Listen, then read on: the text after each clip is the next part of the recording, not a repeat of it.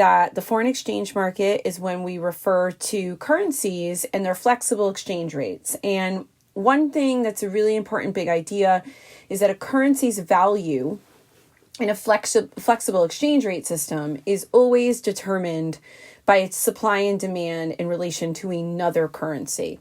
So we typically talk about currencies either appreciating in value, which means to increase in value, or depreciating in value, which means to decrease in value.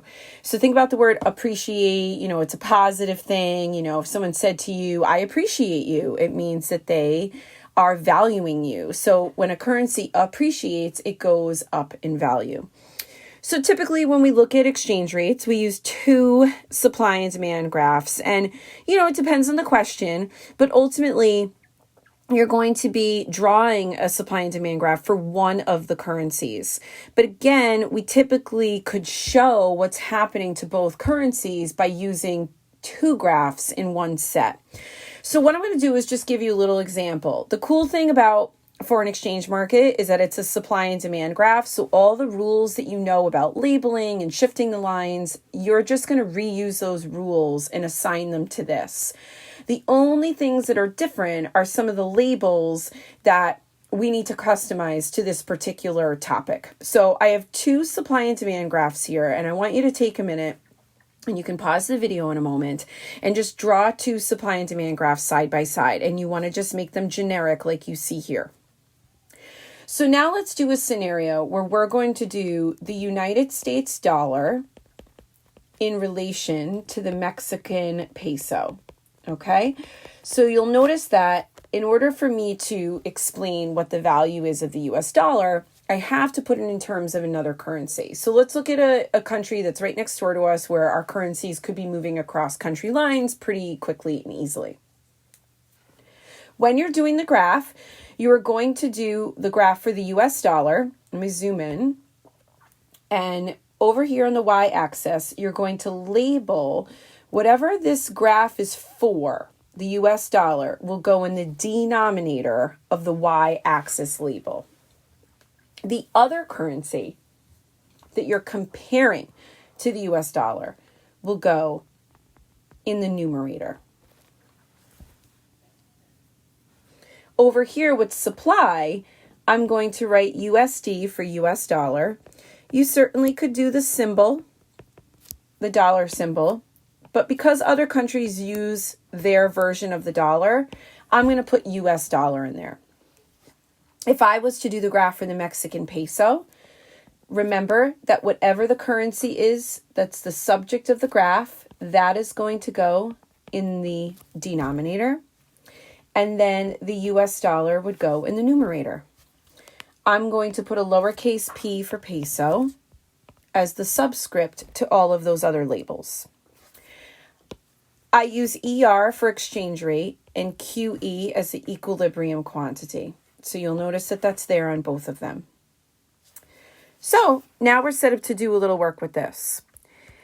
One of the tips I have for you with foreign exchange, I put peso there too. It's a short word. So you could do P, you could do peso. You have flexibility. One of the things that I recommend with foreign exchange is I just feel like the demand is kind of the easier thing to think about. So while you could shift the supply or the demand, if the question's not asking you, I would always consider what would happen to the demand first, and then it will help you figure out what's going on with the supply, because if the demand is increasing, then that means you would have to show the currency appreciating. Let me show you what I mean. So let's say you saw a report that said something like, United States goods cheaper than Mexican goods. So, price level in the United States has fallen relative to the prices in Mexico. So that means that people are going to buy things from the United States as opposed to Mexico that are substitute goods. So that would shift the demand for the US dollar to the right. And the reason why it would shift it to the right is because now that those goods are less expensive, people would want to buy those. And in order to buy those goods, they would need American money. So the demand for American dollars would increase. That would end up appreciating the American dollar, making it more valuable. So the demand could shift to the right. As I told you, you could also show this with the supply shift. So let's say the question said something like, the price level in the United States is lower than that in Mexico. Show what would happen to the supply of US dollars. Remember, in order to buy those American goods that are cheaper, people need American money. So they would demand American dollars. Once those American dollars are demanded, the supply of those American dollars would decline. So you also could show this as a supply shift if you were asked to do that. And you'll notice that if I go back to the original black line, I would also be showing that value of the American dollar appreciating. So for me, again, my tip to you is to consider demand first. Even if the question is asking you about the supply, I think that understanding when a currency is in demand is typically an easier thing to do first, and then that kind of helps you figure out what's going on with the supply. As you do examples with more of the assignments that I have for you, that'll make a little bit more sense. But let's get back to why the American dollar would appreciate. I'm just going to write that this is an appreciated currency now.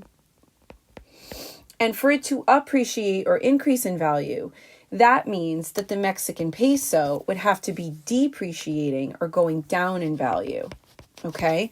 So how can I verify that? In order to get American dollars, Mexican people in particular would have to supply pesos in order to buy the goods from the United States. Now, when a Mexican person is going shopping and buying, let's say, almonds that were grown in California in a local market, they're not showing up to the market and paying dollars. They're buying their almonds in pesos and they're going home.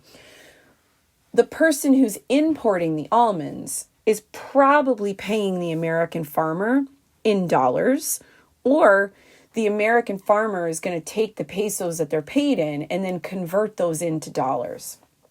So if you think about it, they need dollars to buy those almonds. You can't just show up and say, give me almonds, here are my dollars. How did you get the dollars? Well, you would have had to supply pesos in order to turn that original currency, the peso, into a dollar to buy those almonds. So that means the supply of the peso on the foreign exchange market is going to increase. Because if you picture it, here's a person, okay, in Mexico. They're going to supply their pesos. They're going to turn those pesos into dollars. And then those dollars are going to buy them some almonds. Those are my little almonds, okay? So they're going to supply their peso. Why? Because they want dollars, demand dollars, and then those dollars are going to buy that product. So that's kind of the chain of command.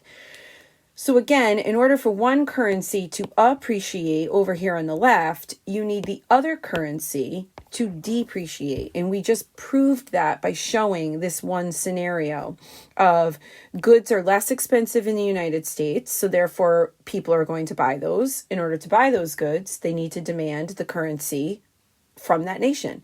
In order to get that currency to buy those goods, they need to supply a currency that they're going to convert into a dollar. So that's just one example. That's one of the shifters. It's the relative price level or inflation rate in two countries. And as you all are doing your work, you're going to hear about other shifters of foreign exchange. So for example, interest rates or, consumer tastes and preferences and things like that. So you will get into that. The big idea from this video that I want you to take away is that in a flexible or floating exchange rate, both of these terms are used pretty interchangeably. One currency's value is in relation to another currency's value. So if one is appreciating, then the other would have to be depreciating. The other thing I want you to take away is, how do we graph this? So again, you want to have a graph for the US dollar is going to have US dollar in the subscripts, right? You're going to put that in these three places. You can use QE and ERE for the exchange rate of the original value. You can use ER1 and Q1 for the new rates. And then the other thing is that you would put the US dollar, because this graph is for the US dollar, in the denominator. This up here, I would say this is the thing that students often forget because it's hard to remember. So I just say if the graph is for the US dollar, then that's what goes in the denominator. So graphing, and then just this concept of depreciation and appreciation of two currencies going hand in hand.